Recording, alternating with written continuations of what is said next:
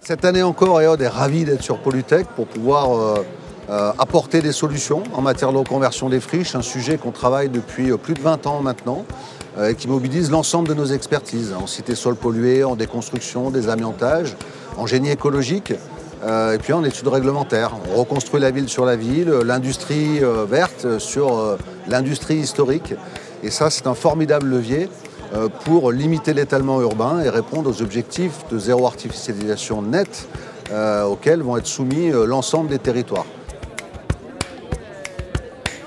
Aujourd'hui, la reconversion, les projets de reconversion des friches industrielles relèvent d'une législation qui est dense.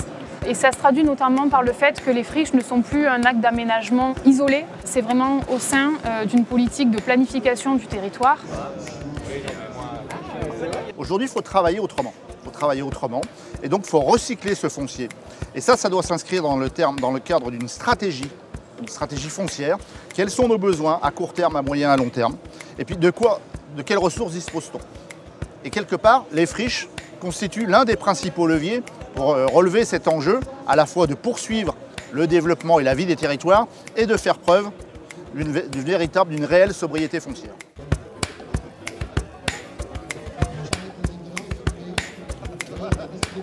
Un autre volet important qui est les moyens financiers que peuvent mobiliser nos clients pour mener à bien leur projet de reconversion des friches.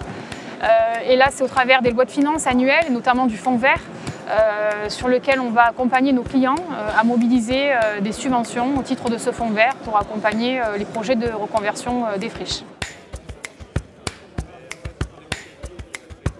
La démarche est lancée, il y a une réelle ambition, il y a de vrais moyens aujourd'hui, on en a parlé, le fonds vert, etc. Tout ce qui est le soutien à l'industrie retrouve aujourd'hui de la vertu, et c'est très important. Donc on est dans une période qui est assez favorable pour accueillir de nouvelles industries qui ne seront plus les mêmes que celles que l'on avait précédemment.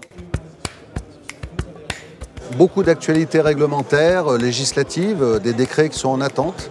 La loi climat et résilience, le complément de loi qu'on a eu cette année le 20 juillet, et puis le projet de loi industrie verte qui va permettre de redéployer l'industrie sur l'industrie et de faire de la France une grande nation écologique.